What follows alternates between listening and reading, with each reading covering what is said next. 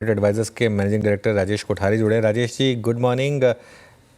बताइए आप क्या इस समय आपको पसंद आ रहा है, कहाँ पर आपने फ्रेश एडिशंस या फिर फ्रेश इन्वेस्टमेंट्स किए हैं, कुछ फ्रेश थीम्स? हाय अनुज, गुड मॉर्निंग अनुज जी। तो बेसिकली सबसे पहले तो मुझे ऐसा लग रहा है कि पिछले 3 महीने में पर्टिकुलर अगर आप देखेंगे कि मार्च से अप्रैल मई महीने का जो पीरियड रहा, इसमें क्या है कि बहुत सारी चीज पॉजिटिव वर्ल्ड में हो रही थी, इंडिया में हो रही थी। लेकिन लोगों ने उस पर ध्यान नहीं दिया क्योंकि टैरिफ टेंट्रम और इंडिया पाकिस्तान वॉर के चक्कर में काफी लोगों ने जो पॉजिटिव था उसको देखा ही नहीं। तो मैक्रो जो इंडिया का जो मैक्रो है, that is turn hugely positive. आप इन्फ्लेशन देखिए, आप इंटरेस्ट रेट देखिए, आप क्रूड ऑयल प्राइसेस की, डोनाल्ड ट्रम्प की पॉलिसी देखिए, तो ये सब मैक्रो को काफी पॉजिटिव कर रहा है। So what we believe that कि अपना सेकंड क्वार्टर से जो अर्निंग्स ग्रोथ है जो निफ्टी का, उसमें आपको डबल डिजिट अर्निंग्स ग्रोथ वापिस आपको देखने को मिलेगा, जो बेसिकली लो सिंगल डिजिट हो गया था। And this is going to be across the various sector, it is not going to be कि one particular theme will do well. Theme तो क्या है कि हर वीक हर महीना रोटेट होती है, किसी को पता नहीं है कौन सी थीम कौन से महीने चलने वाली। लेकिन overall the macro environment has turn hugely positive. And जो माइक्रो एनवायरमेंट है, कॉर्पोरेट को जो अर्निंग्स ग्रोथ है, वो भी बेसिकली सेकंड क्वार्टर से आपको इंप्रूवमेंट दिखाई देंगे।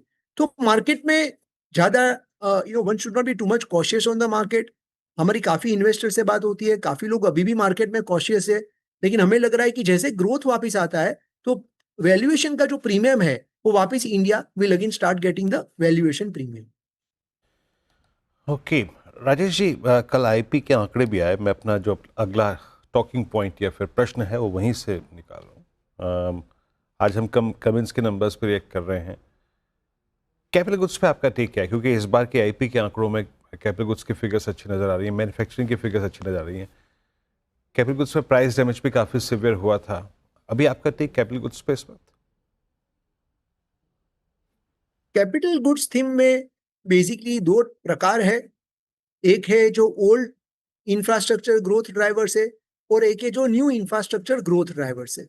तो old infrastructure growth drivers they are still struggling. जैसे आप रोड्स देखो, ईपीसी कंपनीज देखो, तो वहां पे अभी भी इतना ग्रोथ नहीं है, क्योंकि अगर आप बजट में भी देखेंगे तो ज्यादा इंक्रीज गवर्नमेंट ने भी किया नहीं है अपने total capital expenditure for the road and such sectors. लेकिन जो न्यू ग्रोथ ड्राइवर्स है, एंड हम काफी 2 साल से बता रहे हैं कि जैसे डेटा सेंटर, तो डेटा सेंटर पिछले 4 5 6 साल में 3 4 गुना कैपेसिटी हो चुकी है, और अगले 5 साल में और 3 गुनी कैपेसिटी बढ़ने वाली है। तो data centre related companies will do extremely well.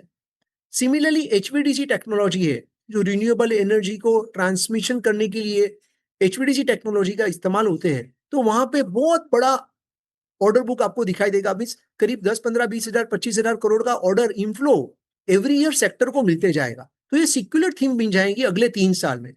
अगर आप ग्लोबल देखेंगे, तो लाइक थोड़े टाइम पहले यूरोप में, स्पेन में वो एयरपोर्ट पे शटडाउन हो गया था, तो ग्रिड डिस्टेबलाइज हो गई। तो वहां पे भी एक्सपोर्ट में भी आपको एचपीडीसी टेक्नोलॉजी का जोर से बड़ा ग्रोथ दिखेगा। तो हमें लग रहा है ये जो न्यू ग्रोथ ड्राइवर से रिन्यूएबल एनर्जी रिलेटेड कैपेक्स का जो बेनिफिशियरी है, जो पावर बैकअप सिक्योरिटी का जो बेनिफिशियरी है, जो data centre related product portfolio का बेनिफिशियरी है, जो nuclear related pumps related beneficiary है, हमें लग रहा है कि ये पूरी जो थीम है, that will benefit significantly over next 2 3 5 years. Okay. चलिए, तो अभी ये बात होगी कैपिटल गुड्स। थोड़ा सा आपने डेटा सेंटर सेगमेंट का जिक्र किया, दैट्स गुड, अच्छी बात है। मैंने इस थीम पे हम बात काफ़ी समय से नहीं कर रहे थे। अच्छा राजेश जी, अब आते हैं एक दो बास्केट ऐसी जो जिस पे सभी बात कर रहे हैं, डिफेंस और मतलब इनफैक्ट पीएसयूज में बहुत दिनों से वाइब्रेशंस विजिबल हैं। पीएसयू बैंक्स को देखिए आप, लीड किया उन्होंने पिछले 3 दिन में, 4 दिन में। निफ्टी बैंक जब स्थिर था, पूरा क्लास है हमारे पास, चाहे वो डिफेंस कंपनियां हो, रेलवे हो, पीएसयू बैंक्स हो, then we have entire chain of OMCs. PSUs में आपका पिकिंग ऑर्डर क्या है? इस पर इंटरेस्टेड है, इस प्राइस पे आप कहीं पर? ऐसे है कि हम लोग हमारे जब भी सेक्टर्स में या कंपनीज में इन्वेस्ट करते हैं, तो कोई बाइफर्केशन हम नहीं करते कि ये पीएसयू है कि प्राइवेट है। कंपनी अच्छी होनी चाहिए, साइज ऑफ अपॉर्चुनिटी अच्छी होनी चाहिए, मार्केट लीडरशिप होनी चाहिए, गवर्नेंस अच्छी होनी चाहिए, और बैलेंस शीट अच्छी होनी चाहिए। अगर ये चार चीज अच्छी है और ग्रोथ और वैल्यूएशन अगर आपकी फेवर में है, तो चाहे वो पीएसयू हो या चाहे प्राइवेट सेक्टर हो, वी आर न्यूट्रल, करेक्ट। कोई उसमें डिफरेंशिएशन नहीं है।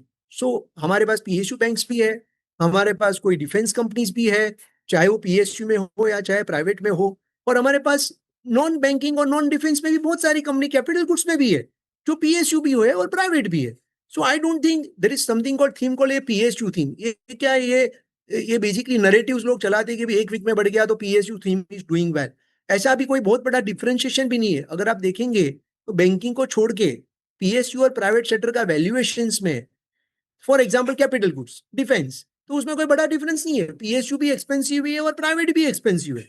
So there is no difference between PSU and private when we structure the portfolios.